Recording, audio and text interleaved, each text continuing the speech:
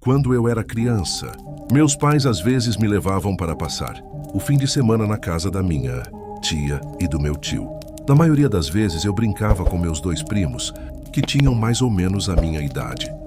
Eles moravam em uma pequena fazenda com bastante espaço aberto e a gente podia correr por aí e fazer quase qualquer coisa, desde que achássemos que não seríamos pegos. Nós três às vezes atravessávamos para a fazenda vizinha, a cerca de 800 metros de distância. Ela estava abandonada havia décadas, com alguns prédios decadentes e outras estruturas ainda de pé, implorando para serem exploradas. Para três meninos aventureiros como nós, aquilo era uma mina de ouro, especialmente depois que meus primos me contaram histórias sobre as mortes que aconteceram naquela casa. Era aquele tipo clássico de lenda. Um homem enlouquece, mata a família toda com um machado, se enforca e volta todas as noites, como um espírito vingativo, em busca de novas vítimas. Coisa macabra. Mesmo naquela idade, eu sabia que eles provavelmente estavam inventando ou exagerando rumores antigos, mas como o cenário combinava perfeitamente, eu deixava a imaginação fluir. Uma tarde, decidimos brincar de esconde-esconde.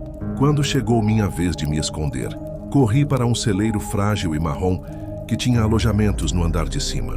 Subi as escadas procurando um bom lugar. Ainda havia móveis lá dentro e pertences pessoais espalhados pelo chão. Pratos quebrados, roupas esfarrapadas, livros despedaçados. Cheguei a um quarto pequeno com um armário. Havia até vestidos pretos e compridos, pendurados no cabide, atrás dos quais eu podia me esconder. Entrei lá e consegui fechar a porta de correr. A única luz vinha de uma fresta de sol que passava pela janela próxima. Fiquei agachado, com os joelhos encostados no peito e esperei. O tempo passou. E não havia sinal dos meus primos. Continuei esperando, debatendo se deveria ou não me entregar. Depois de quase uma hora, aquilo estava ficando chato. Minha cabeça caiu e eu acordei com um sobressalto. Estava atordoado e confuso. Por um instante esqueci onde estava. Quando me lembrei, um frio na espinha me atingiu. Era noite e eu tinha sido abandonado ali.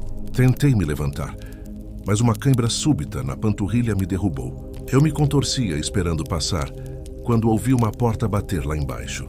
E então, depois passos no pé da escada. Mas não eram passos normais. Havia um barulho a cada 2 passos. Eram lentos, pesados, deliberados.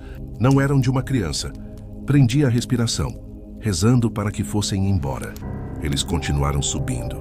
Depois de outro momento de silêncio, os passos recomeçaram, agora acompanhados de um arrastar constante, como se algo pesado estivesse sendo puxado pelo assoalho. O cheiro de algo podre enchia o ar.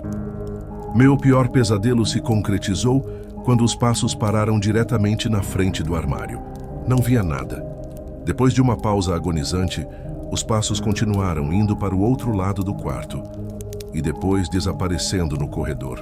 Fiquei ali por uma eternidade, até que 3 coisas aconteceram ao mesmo tempo. Primeiro, um cheiro insuportável de carne apodrecendo invadiu minhas narinas. Segundo, ouvi uma respiração rouca atrás de mim, dentro do armário. Terceiro, senti um bafo quente na minha nuca. Foi o suficiente. Me joguei para fora daquele pesadelo, usando a memória e a fraca luz da lua para fugir da casa. O tempo todo, ouvia passos atrás de mim, se aproximando com uma velocidade aterrorizante. Foi uma fuga desesperada. Tropeços, tombos, esbarrões. Não olhei para trás, não até estar do lado de fora. E quando olhei, não havia nada lá. Ninguém me perseguia. Mas isso não me impediu de correr o caminho todo de volta para a casa dos meus tios. Havia um carro de polícia na entrada. Meus pais estavam lá desesperados. Todos queriam saber onde eu tinha estado. Segundo meus primos, quando não me acharam até o anoitecer, eles voltaram para casa e chamaram os adultos. A polícia já tinha revirado todos os prédios da fazenda. A insinuação de que eu estava mentindo sobre onde estive foi clara. Nada daquilo fazia sentido. Anos depois, um dos meus primos me contou o que realmente aconteceu. Eles realmente me procuraram por horas. Mas a parte que não contaram a ninguém foi que, em certo momento, acharam que me viram na janela do quarto onde eu estava escondido. Só que não era eu. Era um menino que nenhum deles reconheceu, sorrindo e acenando, convidando-os para subir. Foi quando eles correram para casa. Tudo isso enquanto eu dormia no armário. Alguns meses atrás eu estava na casa do meu amigo, que mora no mesmo quarteirão. Na verdade, a maioria dos meus amigos mora por ali. Eu tenho 16 anos, o segundo mais velho do grupo. Temos o Alan, 17, Dan, quase da minha idade, Johnny, 14, Daniela, 14, Nick, 13 e Tom, 12. Apesar da diferença de idade, somos basicamente as únicas crianças do bairro. Eu e Dan somos os mais próximos, e foi assim que conhecemos o resto da galera. Aos poucos criamos uma tradição de sextas-feiras, um jogo de manhunt, uma espécie de esconde-esconde, perto da casa da Daniela e do Nick. Não moramos num bairro suburbano comum, aqui é mais espaçoso, com menos casas e movimento. Isso tornava o jogo muito mais interessante. Naquela noite era a nossa vez de se esconder. Eu estava em um time com mais 3, incluindo o Dan. Nós dois fomos para a casa velha do Sr. Nelson, um senhor que morreu há alguns anos.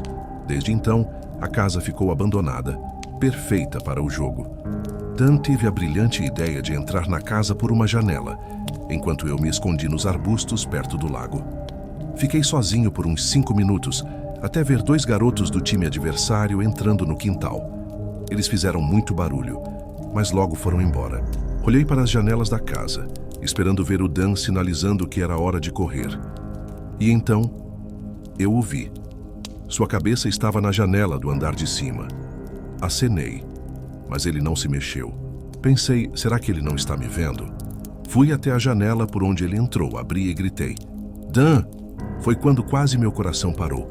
Ouvi a voz dele atrás de mim sussurrando, cara, quieto. Perguntei como ele tinha descido tão rápido e ele ficou confuso. Eu estava aqui o tempo todo. No mesmo instante, ouvimos um rangido vindo de cima. Pulamos pela janela e corremos até a casa do Nick, onde cancelamos o jogo. O pai do Dan foi verificar a casa. Ele conhecia o lugar, pois era amigo do falecido Sr. Nelson. Revistamos tudo. O banheiro onde eu tinha visto alguém na janela estava vazio. Só um cobertor velho e amarronzado no chão. Nada mais. O pai do Dan disse que se qualquer um de nós visse algo estranho lá de novo, deveríamos chamar a polícia. Já se passaram meses e não vimos mais nada. Mas eu sei que tinha alguém naquela casa. E não era o Dan.